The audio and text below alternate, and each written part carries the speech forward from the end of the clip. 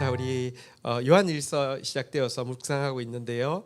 3장 1절부터 8절 내용 가지고 오늘 같이 묵상하고 기도하도록 하겠습니다. 1절 먼저 읽고 시작하도록 하겠습니다. 시작. 보라, 아버지께서 어떠한 사랑을 우리에게 베푸사 하나님의 자녀라 일컬음을 받게 하셨는가. 우리가 그러하도다. 그러므로 세상이 우리를 알지 못함은 그를 알지 못함이라. 노사도 요한이 이렇게 탐복을 하면서 시작합니다. 보라 하면서 감탄을 하고 있습니다. 아버지께서 어떠한 사랑을 우리에게 베푸사 하나님 자녀라 일컬음을 받게 하셨는가, 이렇게 이야기하고 있습니다. 도대체 우리 같은 자가 하나님을 아버지라고 부를 수 있고, 이게 얼마나 엄청난 사랑을 받은 것인가, 하나님이 얼마나 엄청난 사랑을 베푼 것인가, 이렇게 감탄을 하고 있는 내용입니다. 그러면서요, 한번 따라하겠습니다. 우리가 그러하도다. 무슨 말이냐고, 우리가 정말 엄청난 사랑을 받은 존재이고 우리가 하나님의 자녀가 된 존재다, 이렇게 이야기를 하고 있습니다. 우리가 그러합니다. 물론 여러분, 세상이 우리를 알지 못합니다. 우리가 이 세상을 살아가는데 우리가 하나님께 엄청나게 사랑받고 있다, 세상 사람들 아무도 모릅니다. 우리가 하나님 자녀다, 세상 사람들 별로 모릅니다. 그런데요, 그게 우리가 하나님 자녀 아닌 것도 아니고 우리가 하나님 사랑받고 있지 않은 것도 아닙니다. 세상이 그를 알지 못하기 때문에 모를 뿐이고, 우리는 놀라울 정도로 하나님의 사랑을 받았고 분명히 하나님의 자녀다, 이렇게 이야기를 하고 있습니다. 근데 여기서 우리가 좀 기억해야 될 것이, 우리가 무슨 자격이 있어서 이런 사랑을 받고 있는 게 아닙니다. 하나님께서 은혜로 사실은 자격이 없는 정도가 아니라 뭐 그냥 100점이 카트라인인데 0점이 아니라 마이너스 100점인데 하나님께서 그 죄의 빚은 예수 그리스도를 통해서 다 갚아주실 뿐만 아니라 그래봤자 피조물인데 하나님의 자녀로 승격시켜서 사랑하신 사랑을 하나님 우리에게 베푸셨다, 이렇게 이야기를 하고 있습니다. 여러분들, 일단은 우리가 뭐랄까요, 하나님의 자녀다운 모습으로 이렇게 세워지는 것은요, 노력에 있는 것이 아니라 하나님이 우리를 얼마나 사랑하신지에 대해서 알고 그 사랑을 누리는 것에서부터 시작되어집니다. 한번 따라하겠습니다. 우리가 그러하도다. 자기 이름을 넣겠습니다. 지연이 그러하도다. 나는 정말 사랑받고 있는 사람이고요, 정말 하나님의 자녀입니다. 이 사실을 우리가 분명히 기억해야 합니다. 오늘 사실은 이제 우리 교회 청년부에서 만나서 결혼을 하고 이제 결혼했던 부부인데, 지금은 이제 춘천으로 이제 발령이 나서 뭐 이제 저희 이제 교회 이제 떠난 지는 좀 되었지만, 이 부부한테 헤든이라는 아기가 있어요. 근데 이제 태어날 때부터 이제 눈도 보이지 않고 귀도 들리지 않고 말도 할 수 없고, 그리고 사실은 뇌도 거의 이렇게 없는 상태에서 태어난 아기예요. 그래서 사실 뇌를 여는 수술만 열 몇 번을 해가지고 사실은 정말 이 어린 생명이 이걸 버틸 수 있을까, 진짜 정말 그 뭐랄까, 바람 앞에 촛불 같다는 생각을 뭐 볼 때마다 할 수밖에 없는 그런 아이였어요.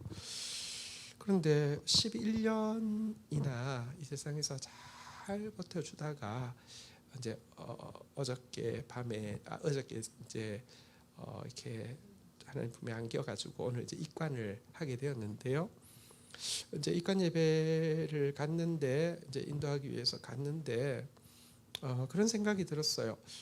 이렇게 엄마 아빠가 이 아이를 얼마나 사랑하는지를 이렇게 이제 입관을 하기 위해서 이제 갔는데, 그 뭐랄까요, 진짜 그 깊은 오열이나 그 아이를 이제 만지면서 이게 얼마나 사랑하는지를 모두 다 알 수 있죠. 근데 한번 생각해 보십시오. 아이는 태어나서 엄마 아빠 말 한마디 한 적도 없고요, 뭐 숟가락 한번 떠본 적도 없고요. 그래서 또 사실은 뇌 수술을 열 몇 번 했다는 건 비용은 또 얼마나 들었을까요? 그리고 그 지금까지의 마음 졸임이 뭐 조금만 해도 조금만 아파도 이거는 그냥 바로 생명과 직결된 문제니까 춘천에 살지만 뭐 서울대 아동병원을 거의 집처럼 이제 내가 드렸죠.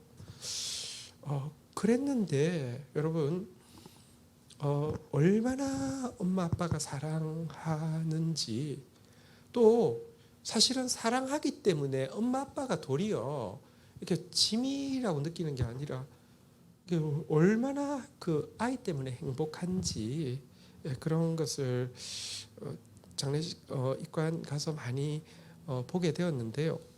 근데 이제 사실 입관 예배를 앞두고 기도해 달라고 부탁을 했는데 성도들 기도해 주셨는데 진짜 하나님께서 입관 예배 함께 하신 걸 느낄 수 있었어요. 보통은 입관은 이제 저는 목사니까 이제 뭐 너무너무 많이 했죠. 그러니까 성도들은 이제 근데 입관 예배는 보통 뭐 입관을 하기 전에 그 이제 그 저기 뭐랄까 조문하는 그곳에서 하고 이제 저만 따라가서 입관을 하든지 아니면 저만 따라가서 입관을 하고 나와서 또 이제 하든지 하지 그 자리에서 하는 경우는 없어요. 뭐 시간적인 문제도 그렇고 또 분위기도 그렇고.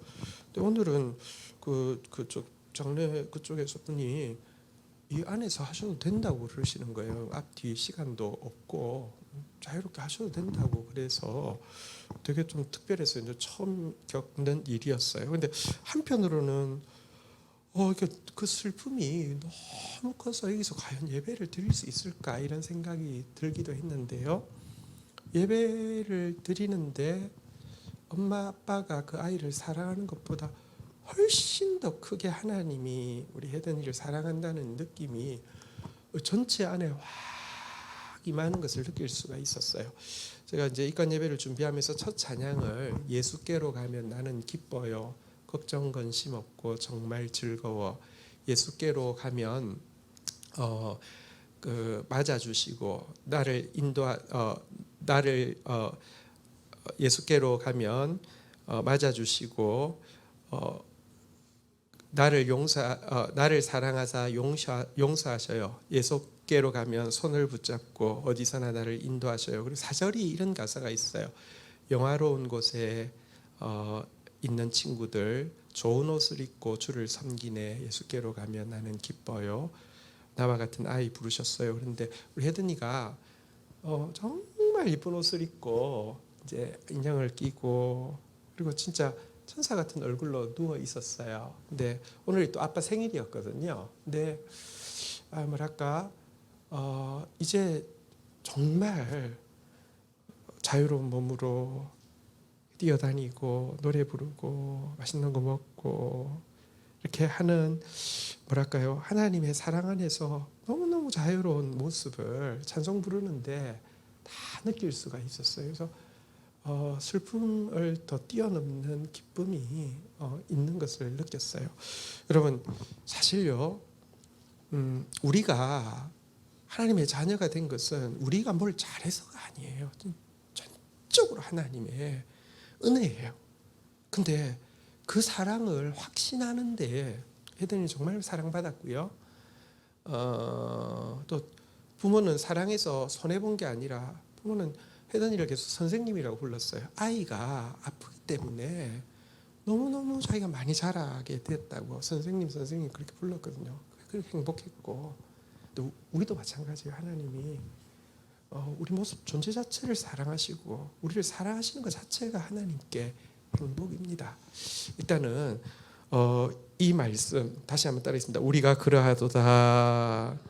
여러분 세상은 우리 보고 뭐 이렇게 비판도 할 수 있고 무시도 할 수 있고 그런 시선으로 나 자신이 나를 또 막 이렇게 뭐랄까요 막 그 낙담케도 하고 할 수 있지만 아니에요. 우리 보통 사람이 아닙니다. 하나님께 사랑받고 있는 사람이고요. 하나님의 자녀입니다. 이 사실 이 사랑이 두려움을 내어줬습니다. 이 사랑이 우리를 하나님 자녀답게 만들어줍니다. 먼저 이 사랑을 누리는 저와 여러분들 되기를 주의 이름으로 축복합니다. 2절 같이 한번 읽도록 하겠습니다. 읽겠습니다. 시작. 사랑하는 자들아 우리가 지금은 하나님의 자녀라 장래에 어떻게 될지는 아직 나타나지 아니하였으나 그가 나타나시면 우리가 그와 같을 줄을 아는 것은 그의 참모습 그대로를 볼 것이기 때문이니. 여러분, 사실 세상이 우리가 사랑받고 있는 것도 하나님 자녀인 것도 모르지만, 그것보다 더 중요한 것은 우리 자신이 내가 정말 하나님 자녀다, 혹은 내가 정말 하나님께 너무 놀라운 사랑을 받고 있다, 잘 몰라요. 사랑하는 자들, 우리가 지금은 하나님의 자녀지만 장래에 어떻게 될지 아직 나타나지 않았다. 나한테도 내가 진짜 하나님 자녀라고, 내가 정말 사랑받는 자녀라고 잘 안 나타나고 있다는 것입니다. 그러나 한 가지, 그가 나타나시면, 그날이 되면 우리가 그와 같을 줄을 안다, 이렇게 이야기하고 있습니다. 그날에 우리가 주님 앞에 서게 될 때요, 우리 모두가 예수님의 모습처럼 정말 하나님의, 누가 봐도 하나님의 자녀, 누가 봐도 온전하고 행복하고 사랑스러운 하나님의 자녀로 나타날 것을 우리는 안다, 이렇게 이야기하고 있습니다. 이게 우리의 믿음입니다. 여러분, 지금 당장 안 보여요. 솔직히 기미도 잘 안 보일 수 있어요. 근데 여러분, 신자는 믿음으로 삽니다. 그 믿음이 뭐냐? 그날이 되면 우리가 예수님의 모습처럼 정말 하나님의 자녀의 모습으로 변하게 될 것이라는 이 믿음이 우리를 또 하나님의 자녀답게 만들어 주게 됩니다. 그런데 여기 보면 믿음에 대해서도 이야기하고, 그날 우리가 주의 자녀의 모습을 가지게 될 것이라는 믿음에 대해서도 이야기하면서도 동시에 어떻게 하면 그의 모습을 담는지 비결도 하나 소개해주고 있는데요. 한번 따라하겠습니다. 그의 참모습 그대로를 볼 것이기 때문이니. 우리가 어떻게 하면 예수님의 모습을 온전히 담느냐? 예수님을 자꾸 마주보면 담는다, 이런 말입니다. 사실 그래요. 사랑하는 사람이 서로 마주보고 살면요, 닮아요. 되게 신기해요. 그런데 하물며 하나님이시겠습니까? 예수님이시겠습니까? 예수님을 보면요, 예수님 닮습니다. 그래서 여러분, 신앙생활이 뭘까요? 신앙생활은 착각하지 마십시오. 뭔가 신념이 강한 사람이 뭔가를 이룬다 그러는데, 그 신념을 신앙으로 대체시켜서 어떤 신앙생활을 어떤 신념이 강한 걸로 자꾸 생각하는 경우가 있습니다. 혹은 또 신앙생활을 기도의 능력을 체험하는 것이라고 생각할 수 있습니다. 한 부분이고요. 신앙생활은 뭐냐고 하면 예수님 닮는 것입니다. 근데 어떻게 닮느냐? 여러분, 예수님 참모습을 자꾸 바라보는 것입니다. 기도가, 우리가 예를 들면 일상에서도 잠시 기도하지만 금요일처럼 이렇게 주님 앞에 나와서 마음을 쏟아야 되는 이유가 무엇일까요?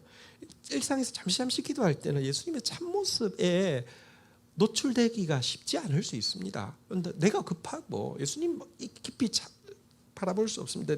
깊은 자리에 들어가면 예수님의 참모습 앞에 내가 서게 되는데요, 이 모습을 마주보고 있으면 내가 주님을 닮는 것입니다.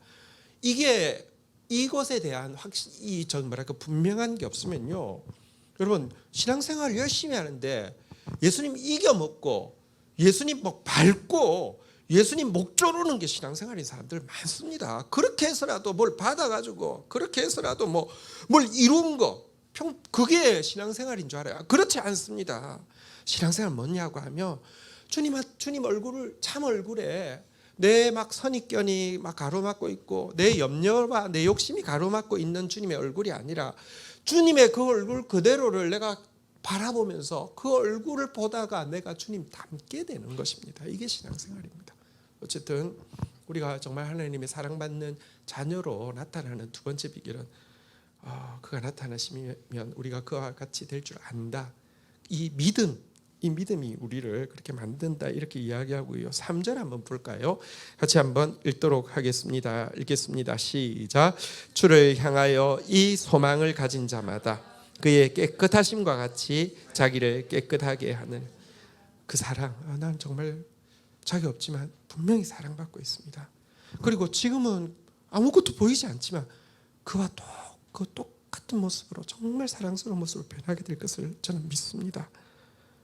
이 소망이 있으면요, 이 소망이 우리를 그의 모습으로 자꾸 변하게 하고요, 이 소망이, 이 장래의 소망이 오늘 현실의 삶에서 우리를 성결하게 살게 하는 능력이 되어진다는 것입니다.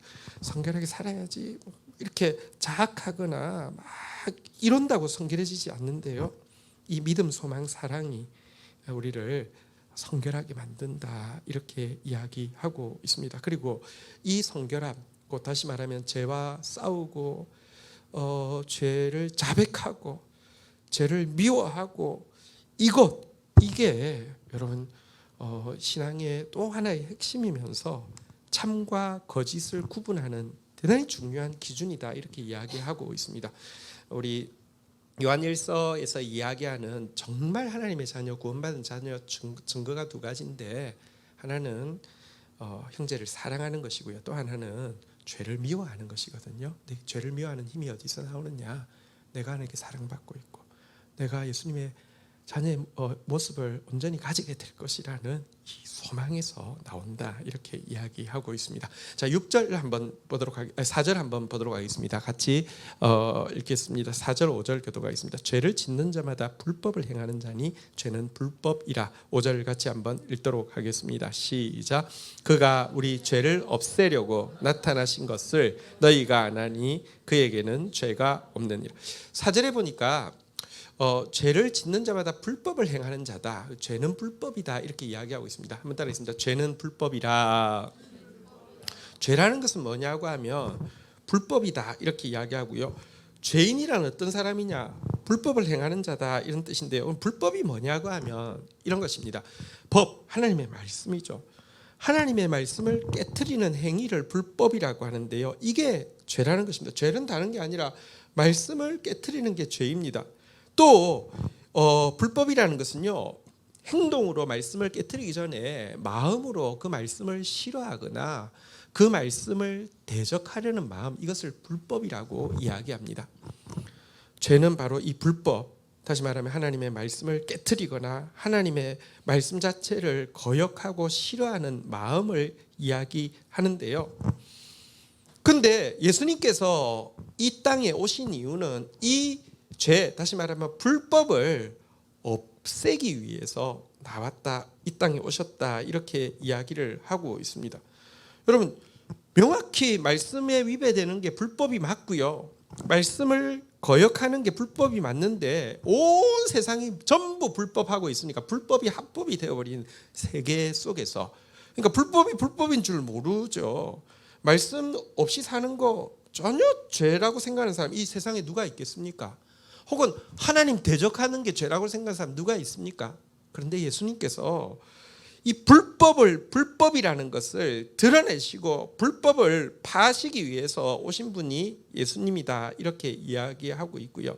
그러기 위해서 그가 싸우는 방법은 여기 우리 읽었던 5절에 본 바대로 그는 죄가 없으시니라 그랬는데요.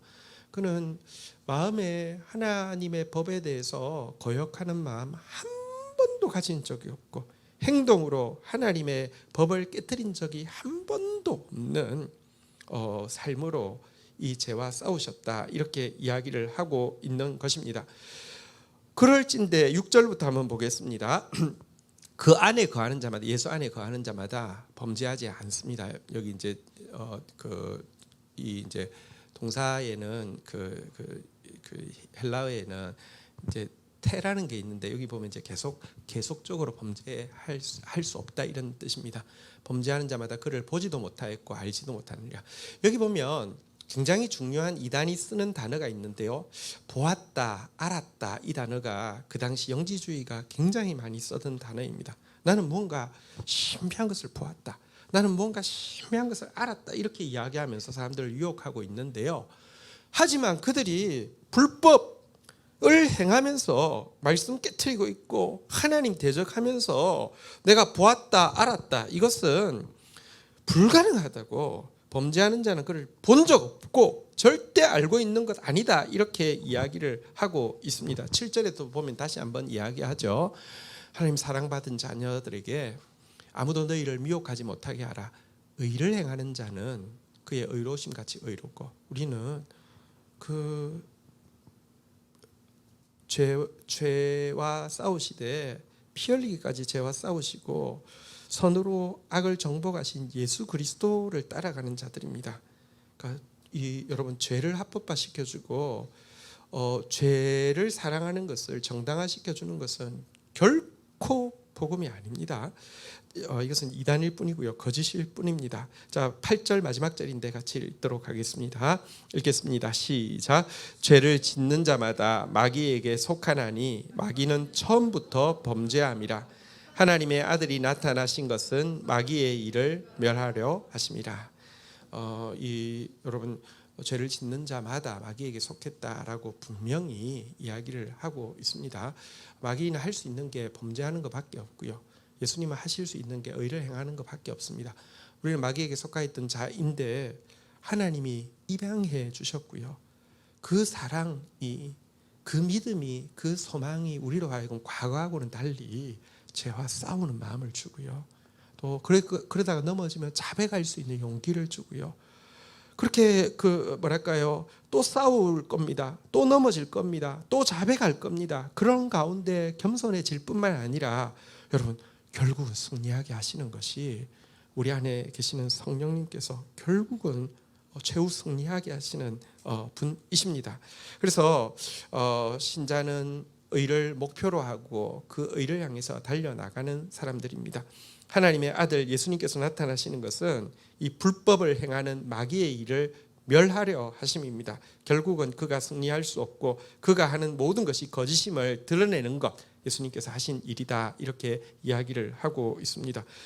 여기 하나님의 아들이라는 표현이 8절에 나왔잖아요. 하나님의 아들이라는 것은 사실 이제 예수님께만 쓸 때는 독생자라고 하지만 사실은 예수님을 독생자뿐 아니라 맏아들이라고 표현하는 경우도 있는데요, 이 맏아들이라는 것은 우리가 예수님의 동생이 되어서 우리가 하나님의 아들들로 나타나야 한다라고 이야기할 때 쓰는 표현입니다. 하나님의 아들이 나타나는 것, 마귀의 일을 멸하려 하심이라 했습니다. 하나님의 아들들인 우리가 나타날 때마다요, 불법이 탄로나고 이건 말씀이 아니야, 이건 이 마음가짐 자체가, 하나님 대적하는 마음가짐 자체가 불법이야, 이게 드러나게 하고, 우리로서는 이길 수 없지만 성령의 능력으로 그 불법을 이기게 하는 것, 이게 우리가 여러분 살아가야 하는 목표입니다. 그런데 이게 어디서부터 출발되느냐? 죄와 싸워서 이겨야지, 죄를 안 지어야지, 고행한다고, 학대한다고, 자학한다고 되는 게 아닙니다. 다시 이야기합니다. 그 사랑을 확신할 때, 그리고 그 믿음을 가질 때, 하나님 자녀로 변화되어질 것을 믿을 때, 이 소망을 가질 때 이루어진다, 이렇게 이야기하고 있습니다. 이게 저의 미래의 모습이고요, 이것이 오늘도 저로 하여금 이 성결을 위한 싸움을 싸울 수 있는 능력을 줍니다. 우리 같이 한번 그 주님 앞에 서도록 하겠습니다. 다 함께 자리에서 일어서시겠습니다.